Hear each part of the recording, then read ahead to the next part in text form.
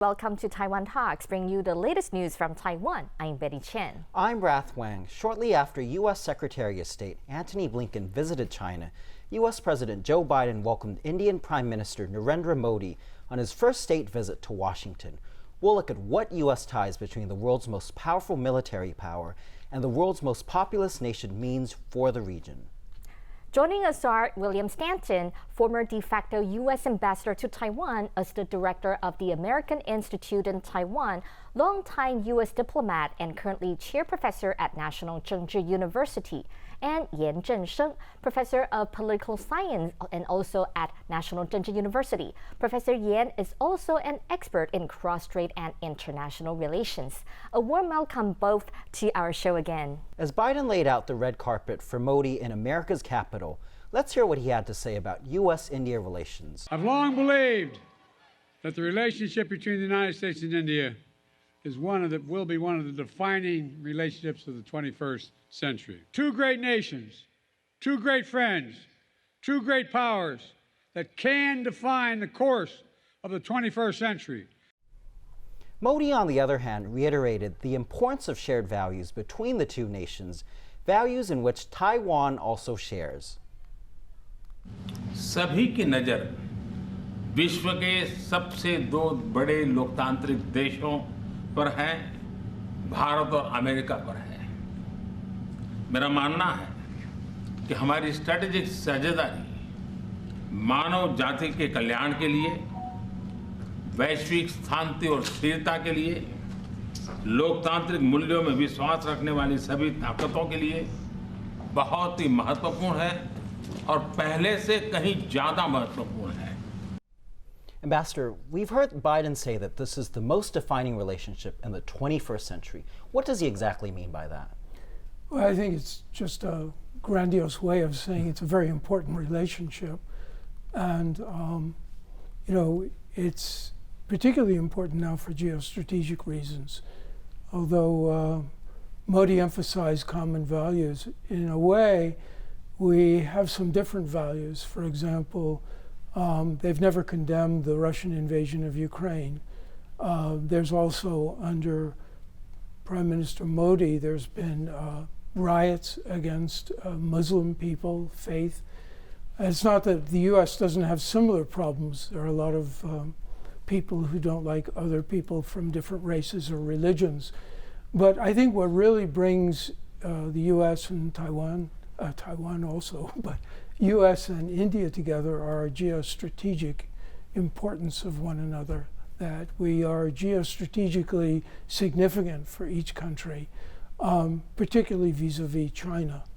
So I think what was interesting about this, particularly in the aftermath of Blinken's visit to Beijing, is this visit, obviously there's a real difference in tone, there's a real difference in the warmth of the reception, and it reflects the fact that we strategically have common interests now, and particularly vis-a-vis China. And so it's a very important relationship. If no other reason, the geographic centrality of India, the closest country, a major country to the Middle East and Middle East oil. Also, it's on the path of all the oil shipping that goes to East Asia. So it's consequential for all of Asia, actually, all the countries that depend on Middle East oil, which is most of them. And it's also consequential for the United States because of the U.S. interest in ensuring that the South China Sea remains open, the Taiwan Straits remains open to free passage in international waters, and something that China doesn't like.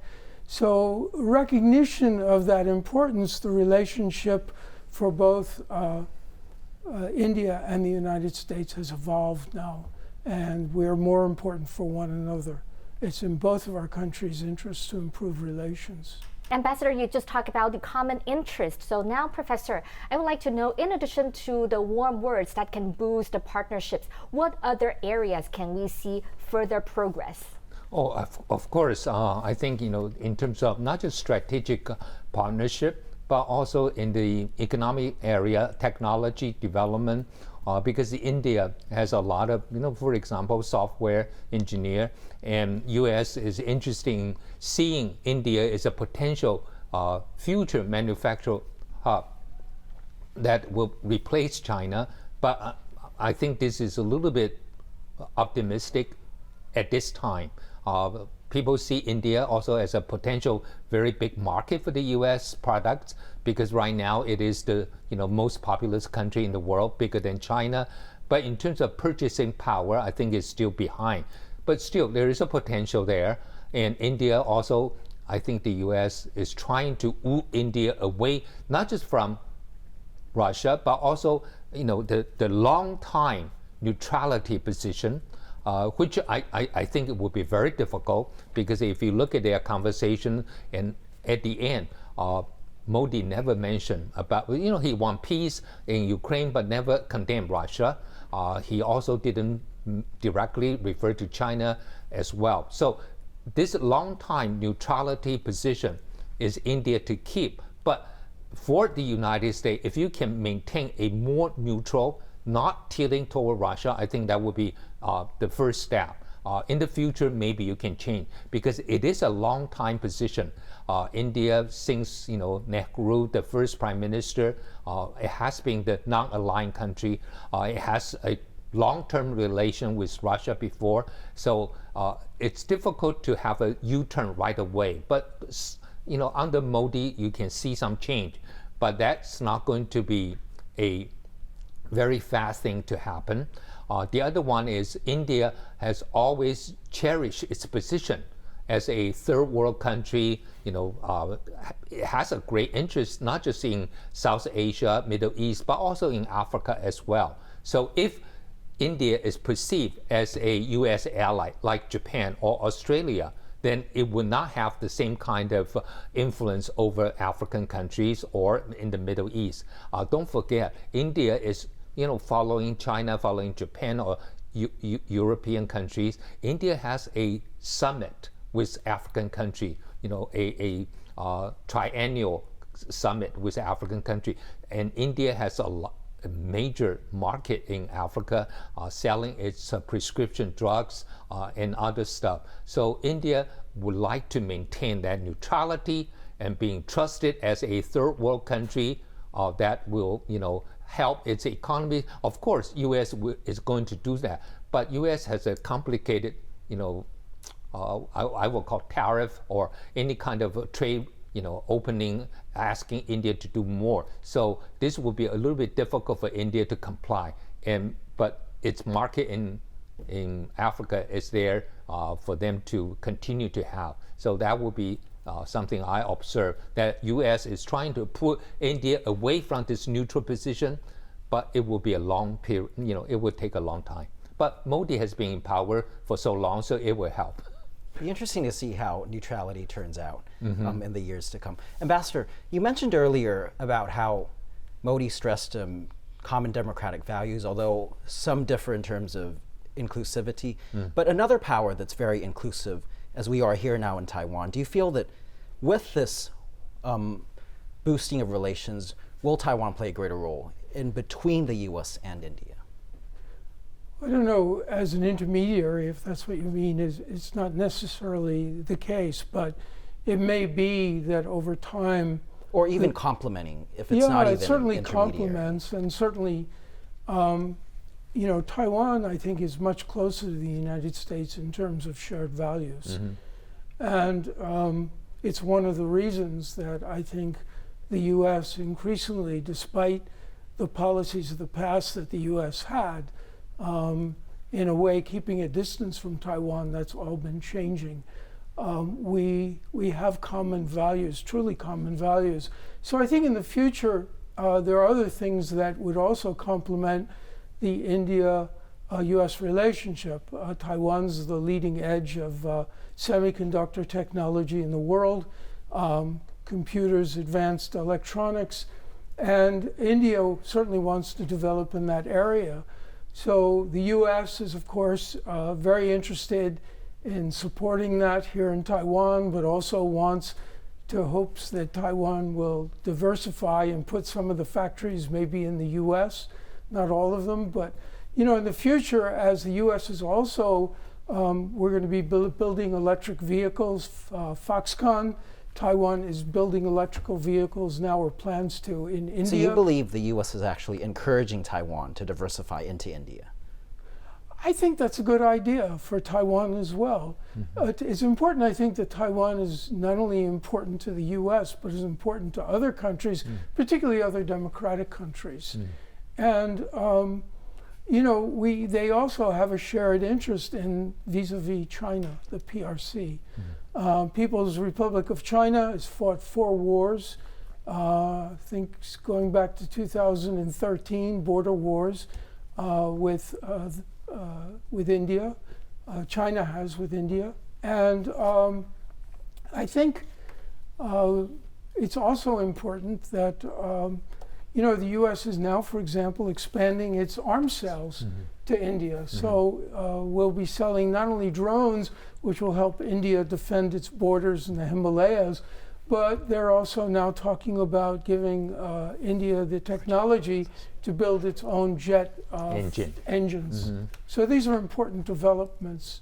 And these are things also that we're sharing with Taiwan as well. So I think the improving relationship we've had in recent years,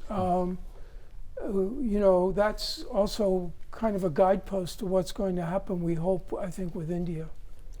So, Professor, it seems that the U.S. have taken this important moment to welcome Modi. So, in addition to using the red carpet, he also received a 19-gun salute at the White House. Why is India so important to the U.S.? Well, I think the ambassador just mentioned that there is a focus on the common foe of China, and hoping that India will be part of this containment or any kind of American strategy in the Indo-Pacific, we call the Quad, or trying to prevent China from building up its military. So it is a counter-deterrence kind of, it's a deterrent force, part of the deterrent forces. But if you look at Modi's visit, I think he's one of the very few who has addressed the joint session of the Congress 2 times now. And he has been, I think, 6 times since 2014. Oh, this is the first state visit. Yeah, to the U.S. So it is getting more and more important. But I also agree with the ambassador that India, although it has been long called a democracy, but in recent years under Modi, there is some problem with the dissent in the civil society. And in fact, the Sweden-based V-Democrat survey, they put India right now. Okay, India is not a liberal democracy, and it's not even an electoral democracy, the second category. Taiwan is in the liberal democracy, the first category. They put India right now as electoral autocracy. So we are much better in terms of, just like Ambassador mentioned, we are much better in terms of human rights, we are much better in terms of openness. But Taiwan has built up relations with India only in the last 25 years. Think of this, we had a lot of unofficial relations with European countries. Even when we broke up relations, we set up some office. But gradually in the 1980s and early 1990s, everybody knows the tech road, right, everywhere. But India is only in the late 1990s we started to have that. Our university has been a depository of a lot of Indian books. The local representative office donate to our university. So the relationship is getting stronger and stronger. In the science park, in the academic Sinica, we have a lot of Indian scientists, Indian graduate students attending or working in the science park. So that relation is there.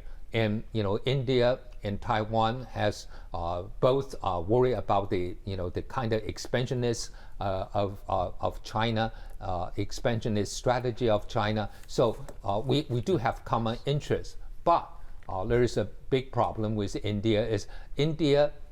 People always criticize India as playing a game between the two superpowers. They call them strategic autonomy.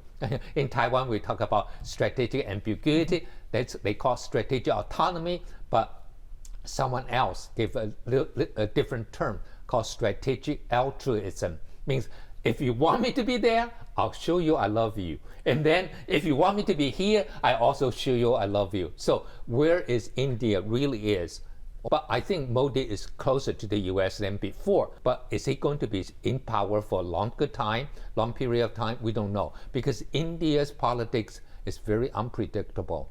You used to think the India Congress Party dominate, and then suddenly just disappear almost, right? So India has this parliamentary system, a little bit like Canada. Sometimes the shift is very fast. So we don't know if there is someone else becoming a prime minister with the policy change or not. But under Modi, I think it's moving closer to the US. That's for sure. It'd be interesting to see what happens to Modi and whether his power is stable. Shortly before Biden welcomed Modi to the White House, he called Xi Jinping a dictator at a fundraiser in California.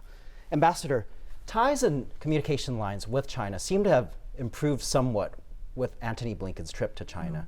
With Biden's comment, do you see a deterioration in the relationship?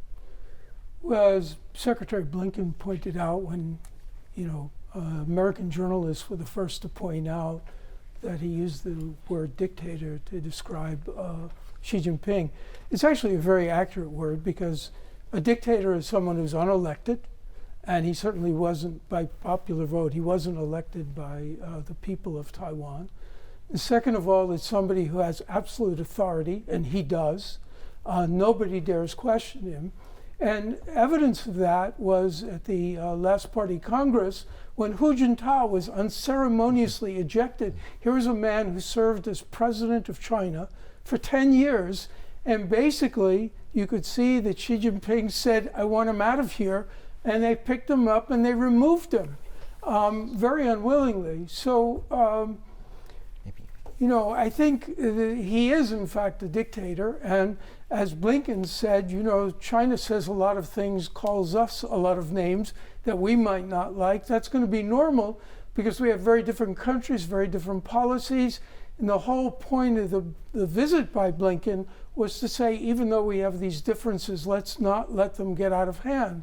But he also failed to achieve the number one objective, which was, of course, to get military to military talks to avoid conflicts at sea or in the air. Especially in Taiwan. Especially over Taiwan or near Taiwan.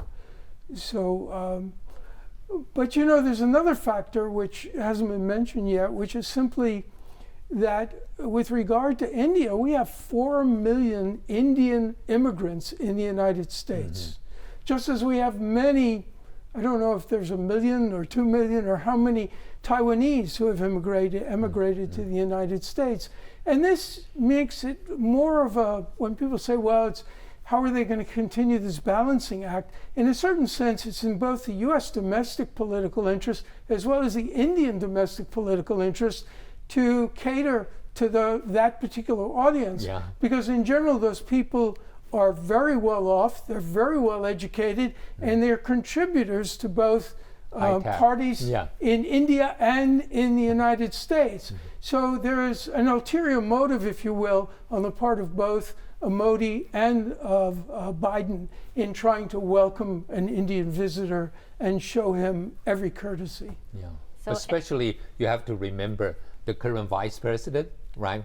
Kamala Harris, and then she's half Indian. Yeah, she's half Indian. And then Nikki Haley, she's going to run for the 2024 Republican presidential nomination, and she's an Indian. So, and then you look at all the CEO, and so many of them. So there is I think, a interest in U.S. and India both try to develop that we call the compatriots in the U.S., maybe also helping the India as well. So both, I think, this is a mutually reciprocal type of things. Definitely, we do see the reciprocal relations there. Going back to what ambassador said, you talk about, say, the definition of what a dictator is. So, Professor, we do see strong response from the Chinese embassy reflecting Xi Jinping. Does that really reflect Xi Jinping's insecurities or the concerns about how the outside world views him? Well, I think Xi Jinping needs to remember one thing, because the U.S. already, implied or actually said that U.S. has no interest of changing Chinese political system. Means, hey, even if you are a dictator, I'm going to deal with you. I'm not going to, try to overthrow you like a third world country dictator. Regime the change.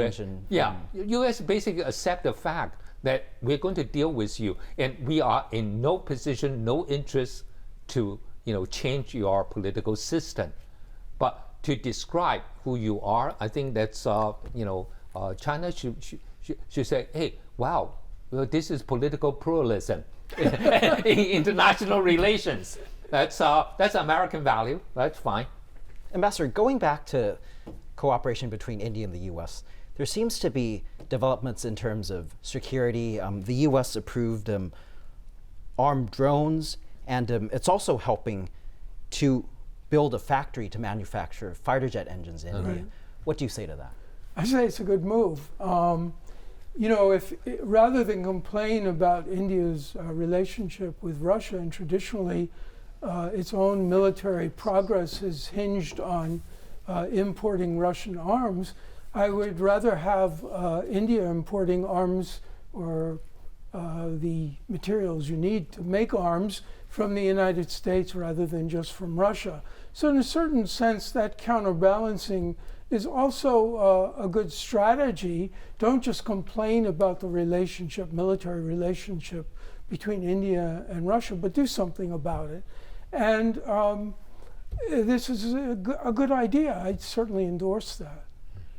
So, Ambassador, you just talked about a counterbalance, which plays a very important role. Professor, how substantial will this gesture help Indian military deter the Chinese aggression? Well, I think, first of all, I agree with Ambassador that United States finally recognize that you need to help India to first purchase American arms, and then, not depending on Russians so much. Like 80% used to be from Russia, and now if the U.S. want to have an impact on the future direction of India military buildup, you need to do something first. So I think that's a good start. But in order for India to be a counterbalance, I think India first not just have military prowess, but also need to have more economic power that can be an alternative to the manufacturing of China.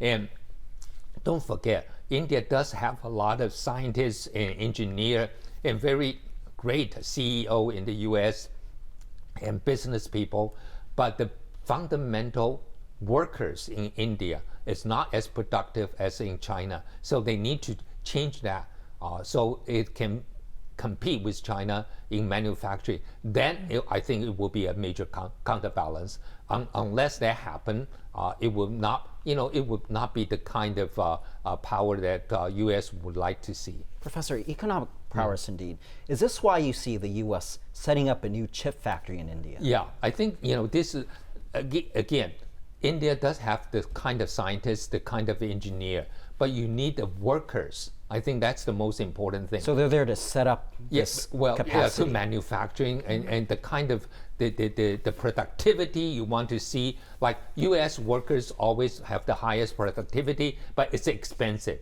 right? China has very good productivity, but much cheaper than the U.S. But India, it's cheaper, but can we expect the same kind of productivity? I think that's the most important question we need to ask. In that regard, I mean, they still have 25% of the population in India is illiterate. Yeah. So that's one of the big obstacles they face.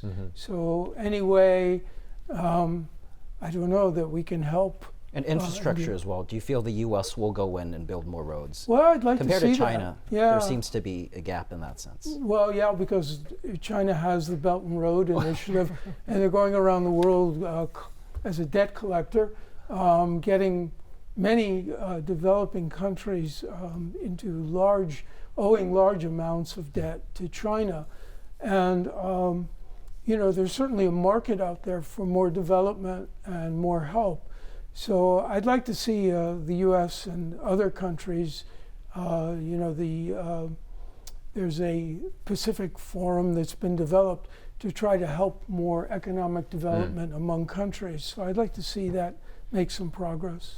So going back to what you said earlier, Professor, you talk about the neutrality that India has tried to maintain. Is there any way for the U.S. to help India pivot away from Russia or to make their stance to become more clearer? But if you look at the Russian war in Ukraine, India is the biggest beneficiary, buying the cheaper energy resources. And on the surface, it seemed to be neutral, right? But actually, they're gaining it's a long tradition of India and Russia, going back to the days that U.S. supporting Pakistan. So India has to go with Russia, and this will gradually change, but it takes time. So India's neutrality for me, as a member of so-called in the United Nations, the group of 77, being a leader in that, traditionally the non-aligned movement, I think India would like to see that position in the third world will maintain. With the South maintained. Pacific. Yeah, not in South Asia, in Africa, in Middle East, because if you can maintain that position, means you are going to be welcome there. But if you join the U.S. bloc, people will consider you not as a neutral friend anymore. So that would be a problem. Rad spoke earlier to Timothy Rich, professor of political science of Western Kentucky University and director of the International Public Opinion Lab. Professor Rich is also a research fellow at a Global Taiwan Institute. Professor, based on a poll that you did on the Taiwanese public, how confident are the people here in the U.S. support of Taiwan in the case of a Chinese invasion? Sure. So my survey from late May, early June showed only about 35% of Taiwanese said that they were somewhat or very confident that the U.S. would come to their defense. Now, this breaks down very clearly on partisan lines. About 75% of DPP supporters were confident, compared to only, I believe it was 15% of Kuomintang supporters and 19% of TPP supporters, which clearly suggested there's no consensus on beliefs of the U.S. Involvement. What about in terms of the reality? What kind of support do you feel Taiwanese should realistically rely on in terms of U.S. defense support, boots on the ground, or either support that we've seen in Ukraine? Sure. So I think what's realistic is increased arms sales or aid packages, things of that nature. You can also imagine, for example, aircraft carriers in the region during a time of conflict. I think that's realistic. Boots on the ground, I don't see as realistic. Not only because there's no real appetite for it in Washington, there's no real appetite for it among the American public. So what do you say to Biden's comments? He reiterated 4 times that the U.S. will stand up to China in the case of an invasion of Taiwan. And I think that is consistent with what every previous president in my life has said. Although he did answer in terms of, one reporter asked him if it was boots on the ground, and he said yes, yes, and yes. Yes, and I think that's a harder sell. I think that's a harder sell. I mean, I think Biden may be a little bit different than his predecessors in terms of talking about boots on the ground. I don't think there's a lot of support domestically for that. And that's actually hard to measure. If you look at survey data in the US, it often asks questions about, do you support defending Taiwan? You don't ask what that means. Does that mean aircraft carriers? Does that mean aid? That's a lot easier to sort of sell to the American public compared to, my child might die. But given U.S. tensions with China, have you seen that number go up in terms of the U.S. public? Yes. So in the last 2-3 years, you've seen support for defending Taiwan across surveys for the first time hitting over 50%. Now, the wording differs, of course, by survey to survey. Usually it was vague in terms of defense of Taiwan. It doesn't say exactly what that would be, but it seems, and across party lines. It's not just Republicans responding more supportive of Taiwan, but Democrats as well. So being more bipartisan as we talk. And with that increase in support, do you feel there's anything Taiwan needs to do in sync with that increase in support? Sure, I think a few things. Taiwan first needs to have needs to be in control of its own defense, and what I mean by that, it needs to, like in this last budget, increased its defense spending, increased the length of conscription, show that you are able or you're making the right moves towards your own defense. That will signal that you don't expect the U.S. to save you necessarily. Can Taiwan outspend China? Obviously not. But there are clear areas in which Taiwan can improve its defense, asymmetrical warfare, Navy, Air Force, as opposed to traditional infantry, that I think can signal that they take this threat seriously. And you have seen that happen with the Taiwanese military and government. Yes, and in the last year and a half, increased defense spending, I forget the percentage, among, you also see the extension of conscription. But is that enough? I'm not sure if it's necessarily enough, but I think it signals to the U.S. that, we have skin in this game. Going back to U.S. support, do you feel there's a difference with what the U.S. will offer to Taiwan as to what it's offering now to Ukraine? That's a hard question. I mean, I think you can get some lessons from Ukraine. That the U.S. is recalibrating with yes, that. And perhaps, I think the ability to send aid, send materials, but not send troops, not to be on the ground in Ukraine or in Taiwan. I think that's the lesson. That's probably where support will start. I'm not sure if that's where support will finish. I wouldn't draw too many parallels because obviously you can't have an aircraft carrier near Ukraine easily, where you can here, but I think you can make some broad parallels. But would you see the U.S. prioritize Taiwan in terms of strategic importance more than what we see in terms of Ukraine, NATO? I think you could make that argument in large part because, you've seen 40 plus years of the U.S. committed to Taiwan. Under the Taiwan Relations Act, and even prior to that. So I think you would expect a meaningful response. Going back to Ukraine, we've seen Vladimir Putin invade Ukraine in a way that shocked the world. Do you feel that Xi Jinping could do the same? I think you can imagine scenarios. In fact, after the invasion of Ukraine, there was a lot of Western coverage of Taiwan's the next Ukraine. But I think the lesson might actually be how poorly it went. Putin thought this would wrap up in a matter of 2 weeks. It didn't. So this is a lesson for Xi Jinping? I think there could be many lessons. The ability of asymmetric warfare, which is certainly something that Taiwan has learned out of this, that a smaller country can fight back, that the technological hubris that a larger power might have can often fall apart. The example that comes to mind is actually from boxing. Mike Tyson once said, everyone has a plan until they get punched in the mouth. So you can plan and plan and plan for an invasion and then realize, oh, they actually fight back. And I think that's a lot of the lessons too, that others, there might be, sanctions and all this, but the local population might not just give up as we thought. Because Putin very clearly thought that most of the population would give up within a week or two. And we're seeing cracks within Russia as well with Putin. In terms of Putin, how do you feel his power grip is? Do you feel it's stable, or do you feel we're starting to see the beginning of the end? That's hard to sort of identify. And again, I'm not a Russian specialist. We've seen the Wagner group challenge and then seem to back down. There are other private militias, not to the same extent of Wagner. I think this sets the stage for other groups to challenge Putin. I think this shows a level of weakness. Now, what this means long term, I don't know. I don't think you can really draw parallels to Putin and Xi Jinping in that respect, because there really isn't any evidence of an internal struggle that Xi Jinping is facing.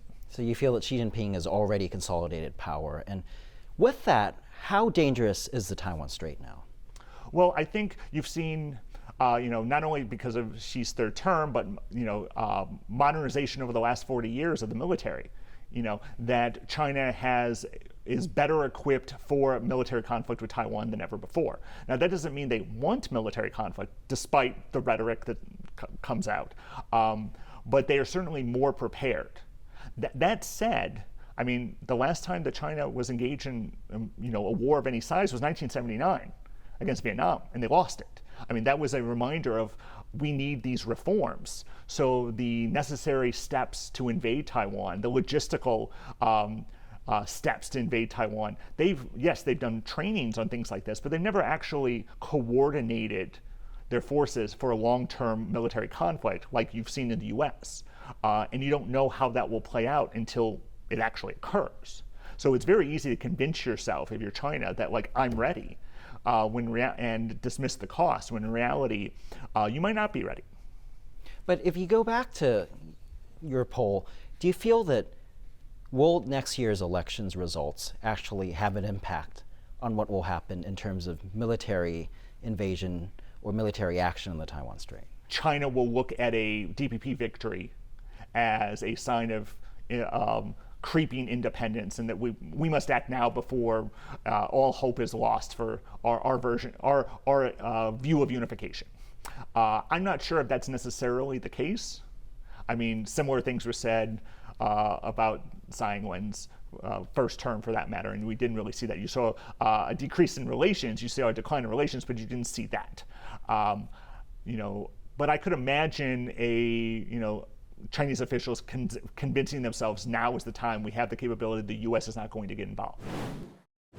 Let's now talk about Russia.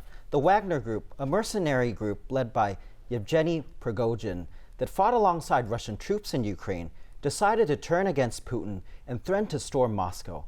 This led Putin to flee the capital and the mayor of Moscow to shut down major places, leaving the city on high alert. Ambassador, even though he agreed to not storm Moscow in the end, how do you think this has affected Putin's credibility in Russia? Well, my impression was, but reinforcing my view, is that so many commentators on TV, on the news, on CNN, have made the same point, that inevitably this development has weakened the position of Putin.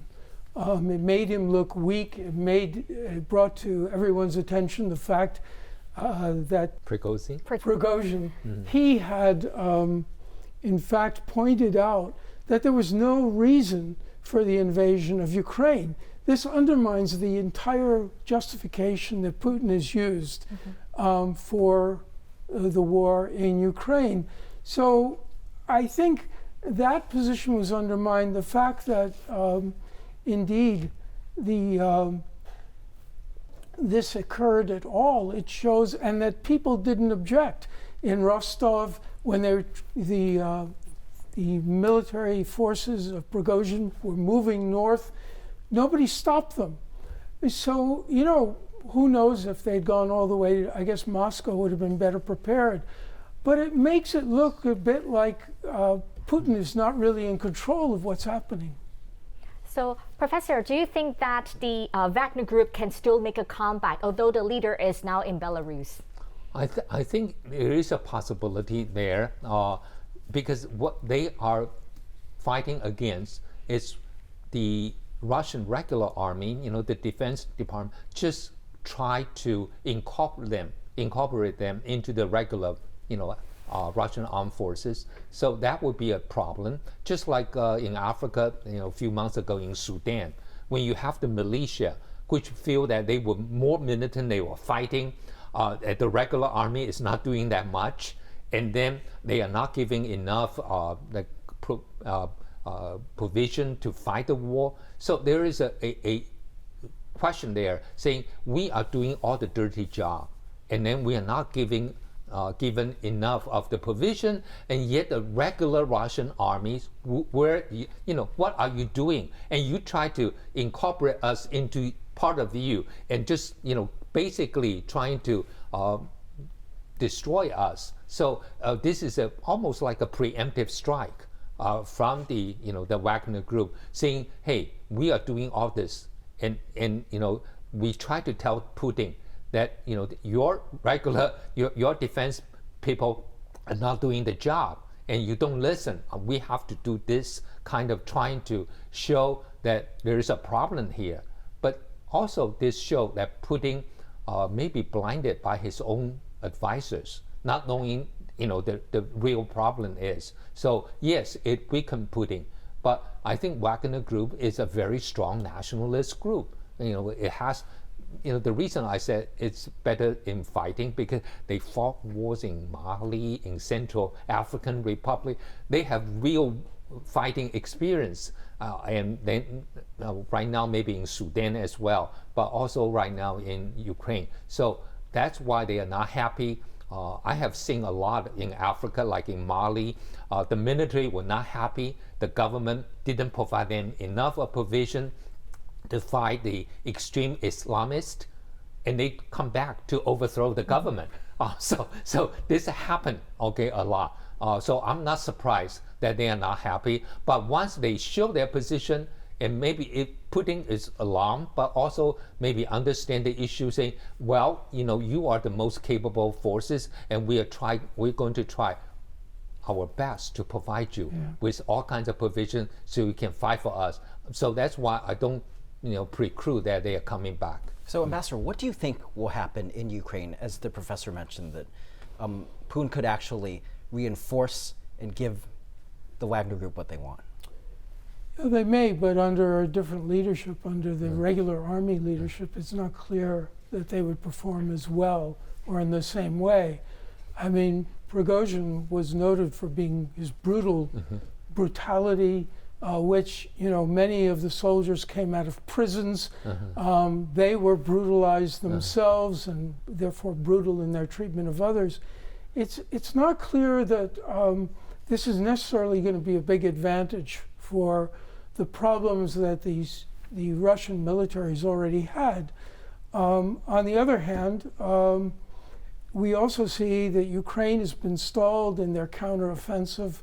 They haven't made great strides. Could this give them ammunition to actually do more, given that there's infighting within the Russian military? I think that's the hope of all the countries that are like the United States that are supporting the Ukrainians. The hope is that this will be a new incentive, that perhaps also the Russian people and the Russian military are a bit spiritless now in light of the events that have just taken place. So you wouldn't be surprised if there was a coup within Russia, in Moscow? If the oligarchs think this guy is really not doing the job for us, there's always that possibility, I think. So, Professor, we talked about the experience maybe in Sudan or in other African countries. Do you see more mercenary groups that come together to rebel against Putin? And will he push the nuclear button if that really happens? Well, I don't think he will push the nuclear weapon, but I think, this, as someone who studied African coup, sometimes people say if you overthrow a dictator, that's a good coup. And if you are throwing a civilian government, popularly elected, that's not a good coup. But sometimes when you define it's a good coup, and then you will encourage other people to do the same thing. So I asked my student, I said, if Kim Jong-un or Putin have been overthrown in a military coup, would that be a good coup? The answer is always like, what come after that? If another military strongman come in, that's not a good coup. With the power vacuum and all. Yeah, but if there's a fast transition to a multi-party democracy, that would be a good coup. But for Putin, I think himself right now, this is almost, I found it very similar to what happened during World War I. When Russia has an internal problem, they withdraw from World War I. And so you have a civil war within Russia, and Russia didn't fight against the German anymore. So maybe if there is some kind of thing, and then there will be a voice within Russia saying, we are busy with this, so let's have a peace or at least a truce with Ukraine. So we might find some kind of armistice if Russia has that one. But to reach a peace agreement, then it depends on what kind of regime that will come up after the coup. So it might happen, but I don't think Putin will try nuclear. Go nuclear is so dangerous. I think he knows. But going back to the elephant in the room here, since we're in Asia, in Taiwan, do you feel Xi Jinping is watching what's going on in Moscow? Oh, absolutely. I think probably he's got the self-satisfaction of feeling that, well, this would never happen in China. And therefore, even though apparently he's made a call or had some communicated that he's supportive of Russia during this difficult time, I think it's got to affect his opinion of Putin, who probably doesn't see Putin to begin with as his equal.